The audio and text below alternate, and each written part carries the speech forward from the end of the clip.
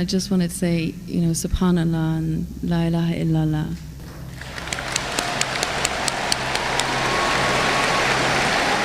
Hi, my name is Anna. I want to ask, what happens to non-Muslims who have never been exposed to Islam? And what if a non-Muslim says that the miracles of Jesus are bigger than the ones that Muhammad performed?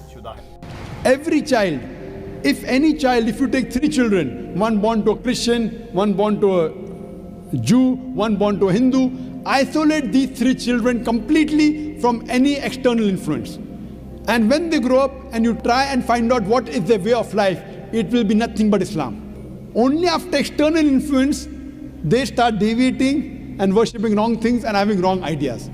This is scientifically proven. Furthermore, sister, where your second question is concerned, that what if someone doesn't know Islam and thinks that Jesus Christ did miracles? Zakir, I am a revert, and I was just asking questions on behalf of my non-Muslim family and friends, and I just wanted to say, Subhanallah and La ilaha illallah.